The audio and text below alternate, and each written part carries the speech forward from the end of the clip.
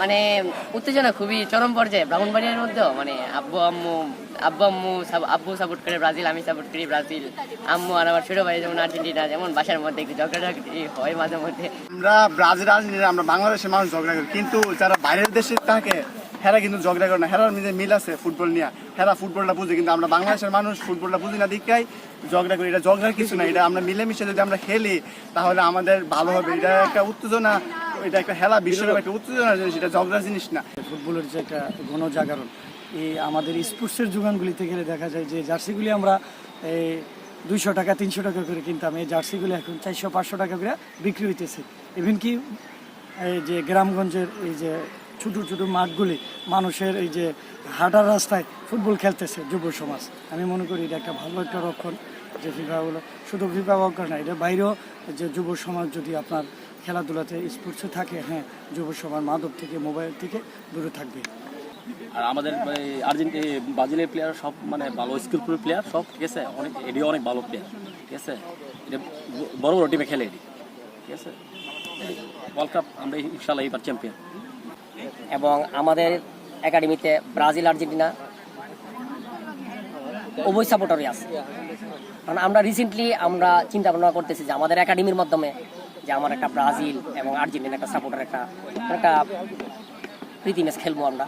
তো আসলে মাঠের কারণে আমরা পারতেছি না মাঠ, আসলে ইনশাল্লাহ আমাদের রিসেন্টলি আমাদের মাঠ রেডি হয়ে যেতেছে, তারপর আমরা একটা প্রীতি ম্যাচ খেলবো। ব্রাজিলের খেলা খুবই ভালো লাগে, এফেক্টিভ অনেক খেলা। ওয়ার্ল্ড কাপে অন্য অন্য টিম থেকে দেখা গেছে ব্রাজিল টিমের খেলা অন্যরকম, সেই জন্য আসলে ব্রাজিল টিম সাপোর্ট করার। প্রতিবারের মতো যে ওয়ার্ল্ড কাপ আসলে আমাদের যে বাংলাদেশে যে একটা উত্তেজনা থাকে, এটার প্রেক্ষাপট থেকে আসলে আমরা যা বুঝতেছি, বাংলাদেশে এখন দেশের পরিস্থিতি বা ওয়ার্ল্ডের যে যুদ্ধবিরতির যে একটা পরিবেশ চলতেছে, যে ওয়ার্ল্ড কাপটা খেলাটা একটু জিমে যাইতেছে। তারপরেও দেখা যায় যে যারা ফুটবল প্রেমী আছে তারা ফুটবল নিয়ে খোঁজখবর রাখে, ওয়ার্ল্ড কাপ নিয়ে খুব আনন্দতে আছে যে ওয়ার্ল্ড কাপ সামনে আসবে, ওয়ার্ল্ড কাপ খেলবে। আর আমাদের দেশে আগে একটা প্রচারণা ছিল যে আর্জেন্টিনা ব্রাজিল, এই বিষয়টা নিয়ে বাংলাদেশে, বিশেষ করে বাংলাদেশে সমর্থকের মধ্যে একটা উত্তেজনা বিরাজ করে। ওয়ার্ল্ড কাপ নিয়ে যারা ফুটবল প্রেমী আছে, ফুটবল দর্শক আছে, তাদের মধ্যে একটা উত্তেজনা ঠিকই আছে।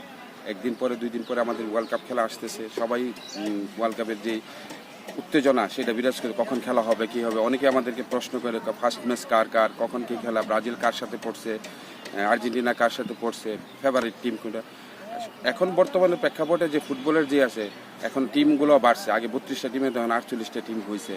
দেশের পরিস্থিতির ইয়ার মধ্যে যে দেখা যাচ্ছে যে অনেক দেশ যুদ্ধবিধ্বস্ত অবস্থায় আছে, তারাও ওয়ার্ল্ড কাপে অংশগ্রহণ করতেছে।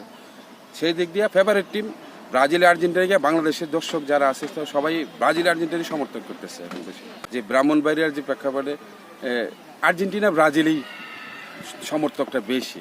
এখন এটা আসলে আমরা অগণিত যে আর্জেন্টিনা কতজন, ব্রাজিল কতজন, বেশিরভাগই আর্জেন্টিনা ব্রাজিল আছে, সবাই আছে। এর মাঝে অনেকেই আছে জার্মানি করে, স্পেন করে, অনেকে ইতালি করে। তো ব্রাহ্মণবাড়িয়ার দিক দিয়ে আমাদের আর্জেন্টিনা ব্রাজিলই একটু আগে আছে। তো ওই দিক দিয়ে দেখা যায় যে আমাদের ব্রাহ্মণবাড়িয়া এই প্রেক্ষাপটে দেখা যাচ্ছে আমাদের যারা আমরা স্পোর্টসে কাজ করি বা স্পোর্টসের সাথে আসি, আর্জেন্টিনার সাপোর্টটা একটু ব্রাহ্মণবাড়িয়ায় বেশি দেখা যাইতেছে। যে বিশেষ করে যে ব্রাজিলের একটা 14 সালে একটা খারাপ রেজাল্ট হওয়ার পর থেকে আর্জেন্টিনার সাপোর্টটা একটু বেশি হয়েছে, ব্রাজিলের সাপোর্টটা এতটা দেখা যাচ্ছে না। তারপরে আমরা জানি যে ব্রাহ্মণবাড়িয়া ব্রাজিল আর্জেন্টিনার খুব দর্শকের একটা উত্তেজনা আছে। যে ফেভারিট টিম অনেকগুলোই আছে। আমরা এখন ব্রাহ্মণবাড়িয়ার প্রেক্ষাপটে সবাই মনে করছে ব্রাজিল আর্জেন্টিনা চ্যাম্পিয়ন হওয়ার একটা উত্তেজনা, হয়তো বা ব্রাজিল হোক বা আর্জেন্টিনা হোক। আমার দৃষ্টিতে আমি আগে যে ফুটবলার হিসেবে আসলে ব্রাজিল আর্জেন্টিনা যে টিমগুলো কমিউনিকেশন এখন ভালো করছে, ভালো ওয়ার্ক করছে, এখানে ফেভারিট টিম অনেকগুলোই আছে। আর দৃষ্টিকোণে দেখা যাচ্ছে যে বিগত কয়েক বছর ধরে নতুন দেশগুলাই কিন্তু আগে যেতে আছে। আর্জেন্টিনা ব্রাজিল অনেক বছর ধরে আর কি আপনি কিন্তু সেই মানের স্টিল হইতে পারতেছে না। আর্জেন্টিনা গত বছর 12 রেজাল্ট করছে।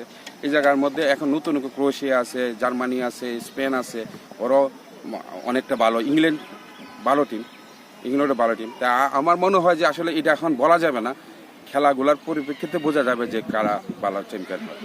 ফেভারিট টিম আর্জেন্টিনা ব্রাজিলের চ্যাম্পিয়ন হবে তাই না।